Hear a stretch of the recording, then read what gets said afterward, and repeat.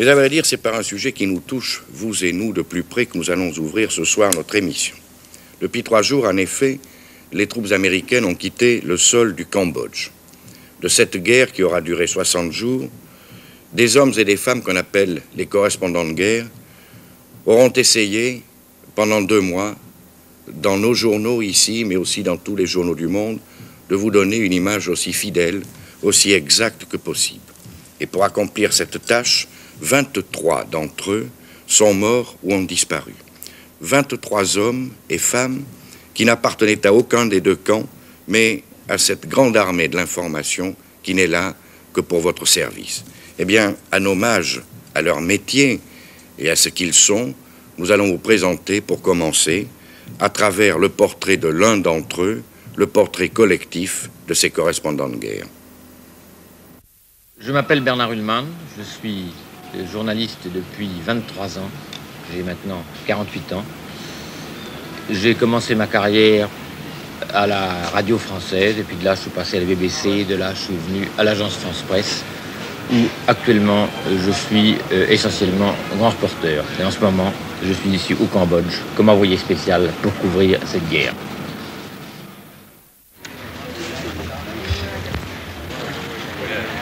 Phnom Penh n'est pas Saïgon.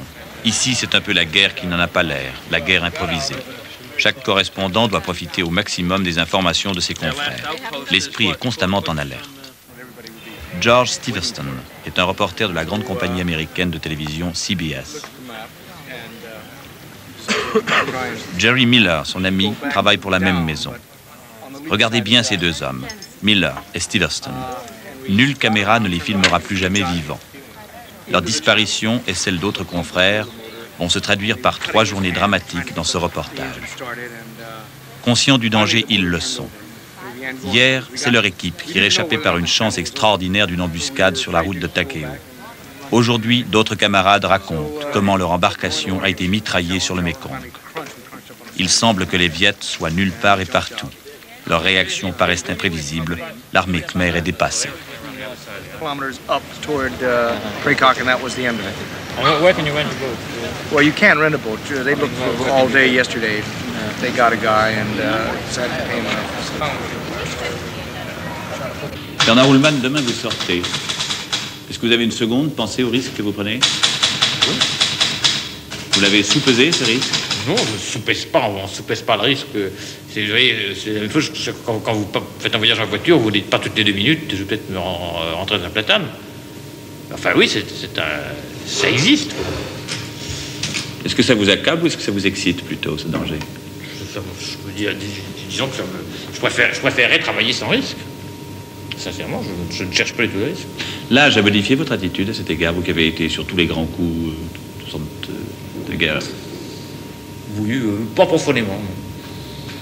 Pas profondément parce que j'ai jamais été spécialement casse-cou.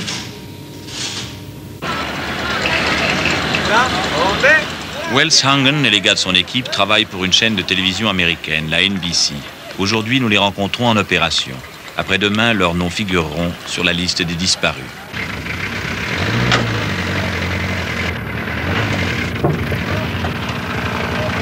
Mais les Américains viennent jusqu'ici avec leurs vedettes. C'est la limite. C'est la limite des 30 km, n'importe au-delà. Quelle est la situation ici? Ici, à Nyak Lung, vous voyez, c'est le grand point de passage sur la route, en somme, entre Saigon et Phnom Penh, puisque au-delà, on descend sur Preveng, Tai Ninh et Saigon. Mais aujourd'hui, le problème, c'est d'arriver jusqu'à Preveng, puisque c'est à Preveng que hier soir, encore, les Viettes sont retranchés, sinon dans la ville, du moins aux alentours immédiats. Alors, seulement Preveng se trouve au nord, et la route est coupée, les ponts sont coupés. Alors on va essayer d'y aller par hélicoptère, si on trouve un hélicoptère sud-vietnamien qui veut bien nous emmener.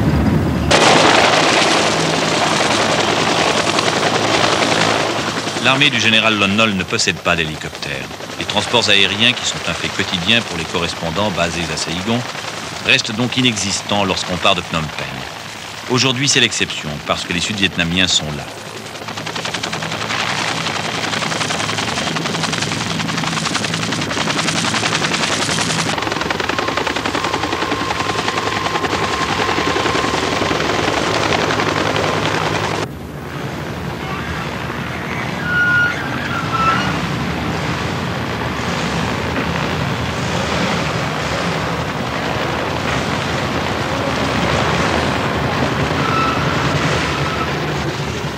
y a quelques cadavres là. Hein, Bernard voulait y aller là-bas.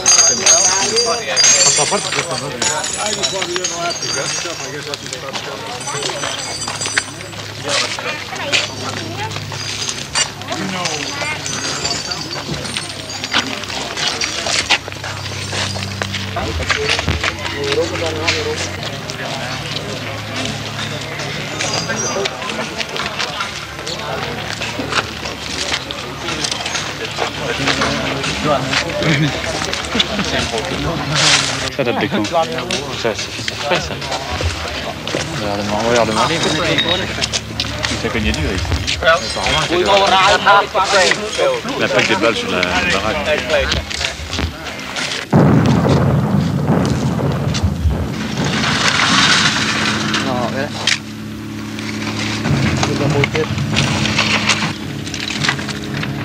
Et l'adversaire était combien qu'il y avait de Viet Cong? Oh, plus d'enrayement, je crois. Entre 1500 et 2000. Pas tant que ça, hein. Des réguliers. Et ils ont fortement armé, hein. Ouais. Qu'est-ce qu'il avait Avec canon 105. Avec canon 105. Combien à peu près? 4 pièces. Comment? Hein? 4 pièces. 4 pièces. Ouais. Ils nous ont bombardé de 2 jours et de nuit, hein. Et vous pensez que c'est fini après Veng maintenant, qu'ils ne reviennent pas ou qu'ils vont... Ah, ils vont revenir. Ils vont revenir. Ils nous ont attaqués par 4 côtés, quoi. De 4 côtés? De 4 côtés. Ici, ils sont nombreux, hein, parce que... Ils ont attaqué par 4 côtés. Et ils sont repliés par 4 côtés aussi. Peu importe en définitive que les Viettes soient à 5 ou à 10 kilomètres. Ce qui compte, c'est que la ville est tenue pour le moment par les Sud-Vietnamiens venus en renfort. Aujourd'hui, je vous force un peu à réfléchir parce que je vous pose des questions, mais d'habitude vous en posez. Je m'en pose, oui, je m'en pose de temps en temps, mais je vous dis pas pendant que je travaille. Mais un détail qui m'a frappé tout à l'heure, vous avez sorti une petite gourde de whisky, vous avez bu un coup. Après... Oui. Bah oui, parce que je trouve que la vue des cadavres est toujours... Enfin, l'odeur des cadavres est toujours quelque chose qui est pénible. On s'habitue pas. Bon.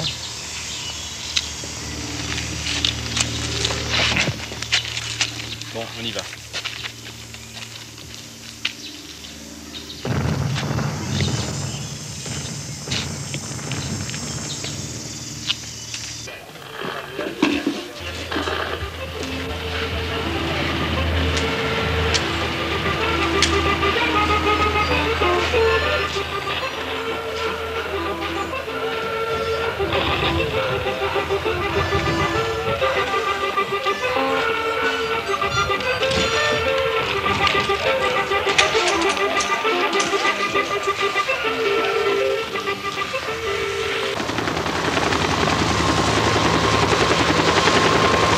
Profitons d'un transport de munitions pour quitter Pre Veng.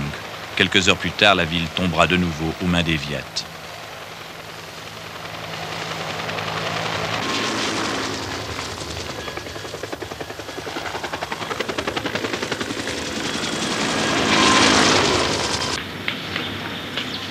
En rentrant d'opération, avant même de se rafraîchir, un correspondant doit écrire son papier, le porter à la poste et là parfois négocier son texte avec la censure à la centrale des téléscripteurs.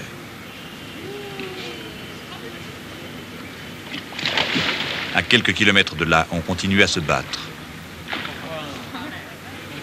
L'hôtel Royal, c'est évidemment le centre de notre activité à tous ici. Vous voyez, tout se passe un petit peu autour de la piscine. C'est ici qu'on voit revenir les gens qui sont partis sur un coup. C'est là où beaucoup d'entre nous habitons. Et puis en plus, c'est une espèce de bourse aux nouvelles. Nous avons vu ensemble un certain nombre d'horreurs. Vous avez écrit des papiers là-dessus, vous avez expédié ça à Paris. Vous avez l'impression que quelque chose change. Bon, je crois que nous avons une efficacité qui est très limitée. Je veux dire, dans certains cas, certains que, je sais pas moi, peut-être dans le cas du Biafra, peut-être ici, quand on a attiré l'attention de l'opinion un peu partout sur le sort des Vietnamiens ici, sur certaines exactions dont ils étaient victimes, ça a peut-être freiné. Peut-être, au fond, on n'en sait rien. Disons que ça a quand même peut-être un petit peu limité, dans certains cas, mais pas, ça va pas très loin. L'information à votre disposition, est-ce que cela suppose chez vous, Bernard Oulman, un engagement politique? Non, je crois, je dirais même, moi dans le métier que j'exerce, que ça l'exclut. À Phnom Penh, la journée d'un correspondant de guerre commence par le rituel briefing du haut commandement militaire. Cette journée-là sera la première d'une série dramatique. Il y a toujours des ponts détruits. Quelle serait la situation aux environs de Takeo, puisqu'il y a quelques journalistes correspondants disparus? Vous savez quelque chose? Hier, plutôt. Journalistes disparus hier. Avec les chauffeurs, ça fait 11 personnes qui sont mortes depuis hier. Je n'ai pas de nouvelles, voyez. I don't have any Je vais me renseigner, je vous dirai. I would keep track of it. Vous allez? Qui contrôle Takeo maintenant? C'est nous, c'est nos forces, quoi. It's our forces. D'ailleurs, vous avez vu dans le communiqué du haut commandement, nous avons déjà réinstallé nos autorités administratives. La rumeur se confirme. C'est grave. 8 journalistes et opérateurs ainsi que 3 Cambodgiens qui les accompagnent ne sont pas rentrés. Mais où sont-ils allés? Par les troupes vietnamiennes et cambodgiennes il y a 2 semaines, oui, jusqu'à Takeo. Non, mais plus bas, jusqu'à la frontière sud-vietnamienne? Ah oui, oui, Il oui. devait s'arrêter à Champak. Il devait s'arrêter à Champak, d'après ce que tu avais dit. Pour voir le charnier, là? Oui. Il y a un pont là qui est détruit, jusqu'après quelques kilomètres après Oui, Champak. mais il y a un détour pour... Il y a un détour pour passer ce pont ou pas? Ah oui, oui, oui, oui, sûrement, oui. Remarque, Champak, c'est intéressant aussi, parce que c'est le charnier dont il parle. Oui, c'est ça. Bernard, ce sont des journalistes, des photographes, des Ce caméramans. sont 2 équipes de télévision de CBS et NBC. La route de Takeo, midi. Nous voici au dernier poste khmer que les camarades ont franchi avant le drame. 2 kilomètres plus loin, au village de Prainek, ils sont tombés en embuscade. Les soldats ont entendu une explosion. Les villageois auraient vu une jeep calcinée et 2 voitures abandonnées.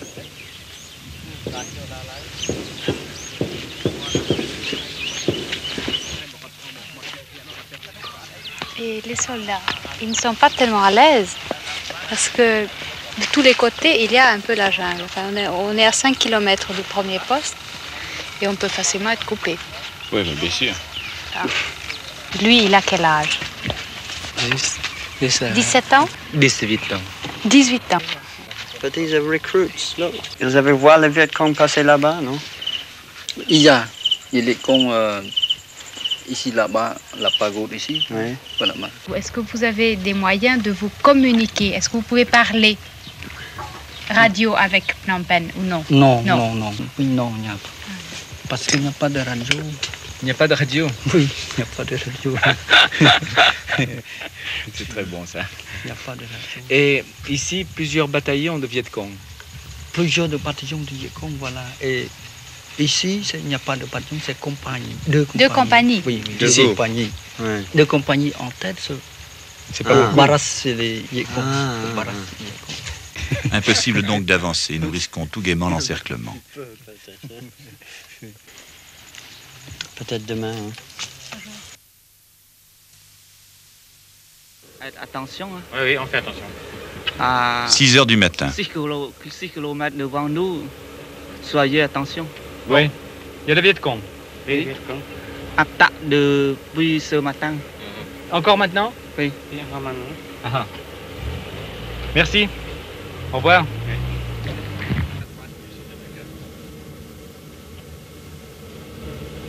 Si. Journaliste. Merci. Le 2e jour, les renforts khmers sont toujours insuffisants. On ne peut pas percer jusqu'à l'épave de la jeep. 4 tués. 4 tués? Oui. 4 tués? Oui, dans la place. C'est lui qui est allé voir les voitures des journalistes. Oui, il vient encore.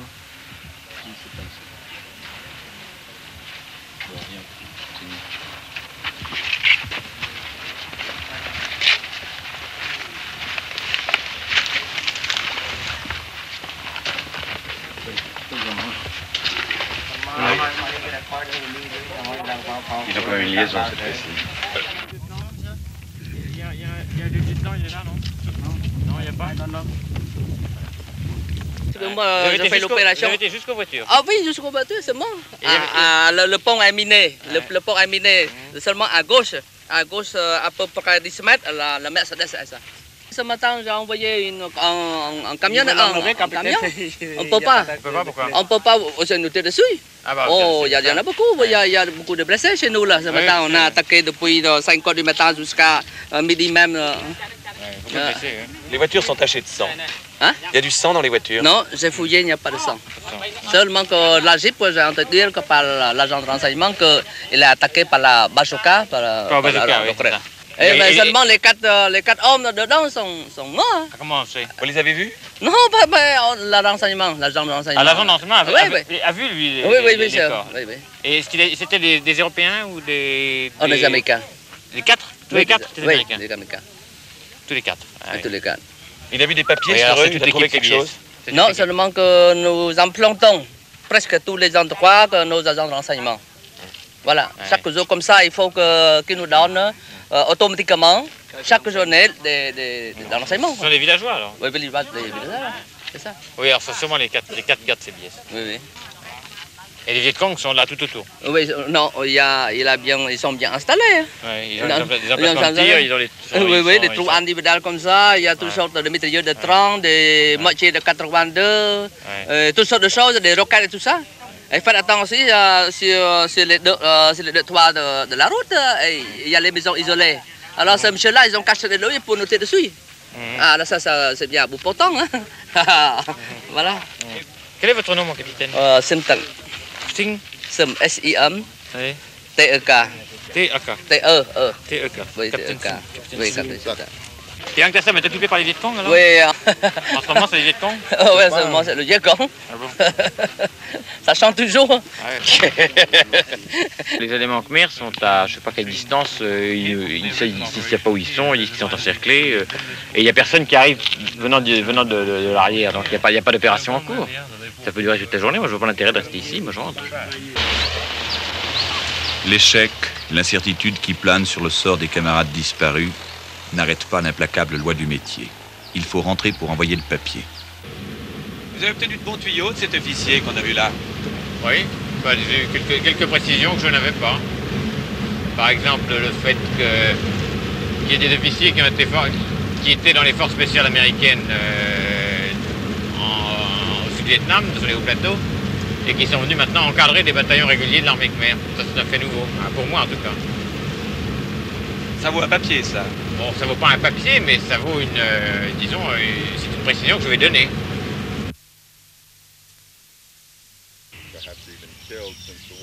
Ce matin, tout le monde est venu. Au briefing, le commandement militaire a annoncé l'assaut final. Prey Neck doit être repris. Les gars de la NBC et de la CBS sont les premiers à pied d'œuvre. Ce sont leurs proches amis qui ont disparu. Qui se croirait ici en première ligne? Tout est désert.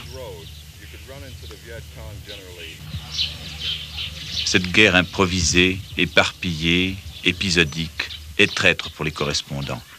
Le risque devient incalculable. Bilan à ce jour, 23 disparus. Cette jeune femme n'a manqué aucune expédition. C'est une journaliste brésilienne. Elle avance ici en compagnie de 3 collègues britanniques.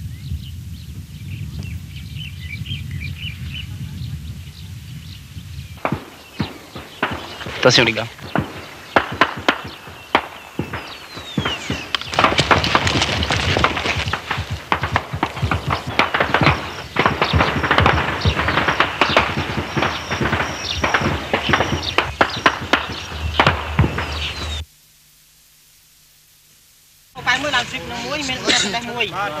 Prey Neck. Il y a donc plus de 70 heures que nous voulions atteindre ce point.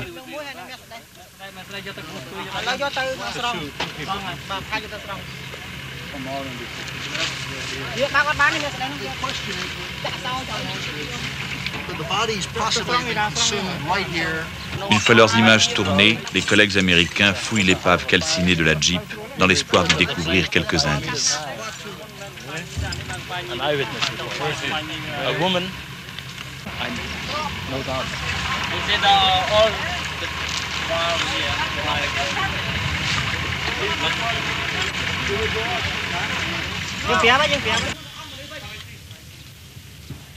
Macabre devoir d'amitié, l'identification des cadavres dans une atmosphère torride et pestilentielle.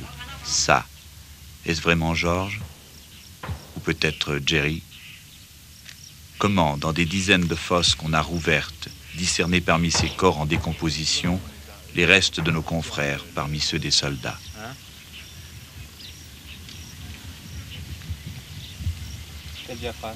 Est-ce qu'il a porté des lunettes, le journaliste? Oui, l'un des journalistes portait des lunettes. Bon, il y a un Européen qui vient de ramasser une paire de lunettes. Ce sont les lunettes du oui, gars de la voiture, dans la NBC. voiture. C'est là que sont morts nos deux collègues de la NBC, très probablement. On croit avoir trouvé une paire de lunettes. Ça devait être celle de George Stevenston, journaliste. Et puis Jerry Miller était probablement dans cette Jeep aussi. Elle a pris un coup de bazooka, ils sont entrés dans ce nid Viet sans s'en douter. Et je pense que leur corps a dû être déchiqueté. Quant aux autres journalistes, ceux qui ne sont peut-être pas morts, eh bien nous pensons qu'ils ont été retenus prisonniers dans ce village Viet. Quelques heures, quelques jours, et puis maintenant ils ont disparu. C'est là que nous espérions trouver les dernières traces de leur passage. Nous n'avons rien trouvé, nous ne savons plus rien d'eux. Comme de tous les autres qui sont disparus avant eux.